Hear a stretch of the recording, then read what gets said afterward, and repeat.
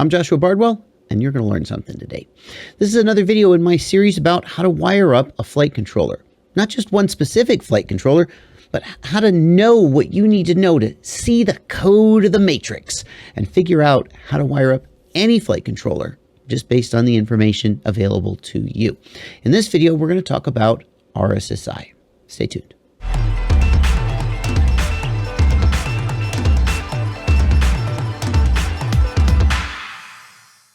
This video is going to teach you how to hook up RSSI from your receiver to your flight controller. If you missed the earlier videos in the playlist, you gotta check the video description. There's a link to the playlist. I really think everybody in this hobby should watch all of these videos. I'm kind of not exaggerating there, especially if you're new to the hobby. Looking at these pinout diagrams for a flight controller, you got a pile of electronics. You have no idea how it all hooks together. And the whole purpose of this playlist is to help you make sense of that. It's not as complicated as it's a little bit complicated, but it can be understood. It can be made sense of. We got videos about how to wire up power, how to wire up your receiver. That's one of the most popular ones. S-Bus, smart port telemetry. All of this stuff is in this playlist. Go check it out after you're done watching this video if you haven't. But what we're here to talk about now is RSSI. RSSI stands for Received Signal Strength Indicator, and it's basically the signal strength of your radio control link. If your RSSI gets too low, then you're going to fail safe and you're going to crash. So it's pretty important to know what your RSSI is. Knowing what the RSSI is can give you a heads up when you're approaching the end of your link range. So, it's not just like you can fly 500 meters or some number of meters, because there's always environmental conditions, obstacles, other things that affect the range. The range can be greater or shorter in various circumstances. So knowing what the RSSI is, it can help you avoid fail-safing. You can turn around and come back instead of fail-safing. The other reason RSSI is useful is, technically you're supposed to do a range check before every time you fly. Most of us don't do that, I suspect, and most of us are just fine. But let's say the last time you flew, you crashed, you damaged your receiver, you damaged an antenna. If you have RSSI visible in your on-screen display, when you power up, you can see, oh, my RSSI is really low. Something isn't right. And you can avoid just taking off and flying away and crashing in a way you didn't expect. But not everybody is going to be able to get RSSI reported back to them. Your receiver must support the reporting of RSSI. In the FreeSky ecosystem, all X series receivers, that's the ones you bind in D16 mode, that's basically all modern receivers. All of those X series receivers report RSSI back to the transmitter. Some FlySky receivers, maybe all FlySky receivers, I'm not sure if there are some older FlySky receivers that don't do it, but all of the modern FlySky receivers also support RSSI, so that's nice. If the receiver is capable of reporting RSSI, then the transmitter is going to have an RSSI value when the receiver is bound and powered up. And in the Tyrannus, this shows up on your main screen. And it also means that if you're flying and RSSI gets too low, you'll get an audible alert, RSSI low or RSSI critical. But this function does not put RSSI onto your on-screen display of your quadcopter, which is what we're talking about now. There's two main ways of getting the RSSI value out of the receiver and into the flight controller. In the first way, which I'm calling direct from the receiver will have a pin or pad that you can solder a wire to that will output the RSSI value. That pad will then be wired to a pad on the flight controller, which is an RSSI input, and the flight controller will read this as RSSI. Now, the problem with that is that many receivers do not have an RSSI output, and some flight controllers do not have an RSSI input. So this method is only going to work if your receiver has an RSSI output and your flight controller has an RSSI input. As I put at the bottom of the slide, if your flight controller has a current sensor input and not an RSSI input, you can use resource remapping to remap the current sensor input into an RSSI input. Those two are interchangeable, but it has to be an external current sensor input. So if you have a flight controller like my own flight controller, the JB Joshua Bardwell F4, if it has a built-in PDB and current sensor, that's not going to work. You're not going to be able to remap to that to RSSI because there's always going to be current coming into it. It's going to mess up the readings. But if you have a pin on the flight controller labeled current sensor input, you can turn that into an RSSI input if you need to.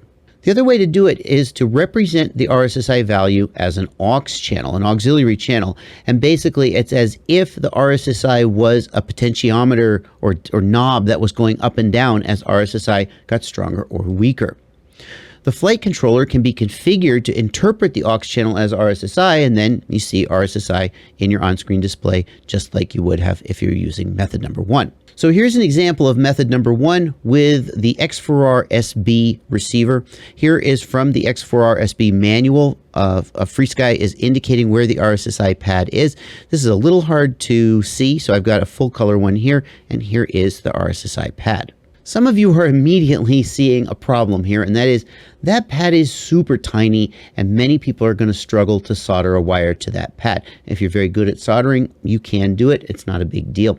If you do solder a wire to the pad that small, you should always reinforce it with like a piece of tape or maybe a little bit of hot glue, because it doesn't take very much of a tug to rip that pad right off. But if you do that, if you have a receiver like the X4 RSB with an RSSI output, you solder a wire to that pad, and then on your flight controller, you're going to find the RSSI input pad. And here's one. This is the Betaflight F4, and right down here we've got a pad marked RSSI. That is where you would solder the wire going to the X4R SB RSSI pad. Here we have the Maytech F405 OSD, which again has an RSSI pad. Maytech's done you the favor of, it's not one of those teeny tiny little flat pads. You actually have a through-hole pad you can solder to, but again, we've got an RSSI pad right here, and that is what you would solder this little pad on the receiver to on the flight controller to get the RSSI input. I dare say the majority of people out there are not able to do method number 1 because their receiver doesn't have the output or their flight controller doesn't have the input. And in that case, using an aux channel is the way to go. Now, if you've got an XM Plus receiver, you can flash firmware to it to cause it to output RSSI as channel aux8 or aux16. Or if you're running OpenTX, you can configure OpenTX to transmit the RSSI value as one of the aux channels. And I've got a separate video showing you how to do that linked down in the video description. After your receiver is outputting RSSI on the aux channel, you'll then go to the receiver tab in Betaflight, and you'll tell Betaflight which of the aux channels is representing RSSI. And once you do that, here in the setup tab, you can verify that you see some RSSI value. And as you walk away, or if you put your receiver into range check mode, you should be able to see the RSSI go up and down. Now, there's one thing to say about this aux channel RSSI method, and that is it's got one main disadvantage compared to getting RSSI directly from the receiver. If you're getting RSSI directly from the receiver, then the receiver measures the signal strength and it tells the flight controller right there on the quadcopter what the signal strength is. And then right there in your video, your on-screen display, you see that number updated. And as long as you have video, you're going to see that number get updated correctly. With the aux channel method, what's happening is that the receiver is sending the telemetry information, the RSSI information, to the transmitter, to your Taranis, or whatever you're using. Your Taranis is then using an aux channel to send that data back to the flight controller. So it's really taken the long way around. And what that means is that if you get into a sketchy area and you're starting to lose your link, the RSSI value will lock up. What will happen is that the receiver sending telemetry to the Taranis will start to fail. Then the Taranis will fail to update the aux channel, and in your on-screen display, it'll look like your RSSI is staying the same when in fact it's continuing to drop. And so this aux channel method is not as good as getting it directly from the receiver. You have to be a little bit more careful. And if you see your RSSI freeze up and stop moving, then you may be going into an area where you're about to lose link and not get a warning. And who's going to be looking at the RSSI that closely when they're flying anyway? So you still definitely want to be able to get those audible alerts when you get sensor lost or telemetry lost or RSSI low or critical. You don't want to rely just on the on-screen display. And if you have the ability to get the RSSI directly from the receiver to the flight controller, and that could be either with an RSSI pad outputting it, or if you've got the XM Plus, even though the XM Plus is using an RSSI channel, it's an aux channel, the aux channel is being generated directly by the XM Plus. It's not going from the receiver to the Taranis and then back again on an aux channel. So either of those two methods is going to be superior. It's going to mean that your on-screen display is always going to show the correct value, even as you lose link and the quadcopter plunges into the trees. Well, at least you'll be able to see it coming. That's going to do it for this video. Thank you guys so much for watching. If you have any questions, leave them down in the comments. And as always, happy flying.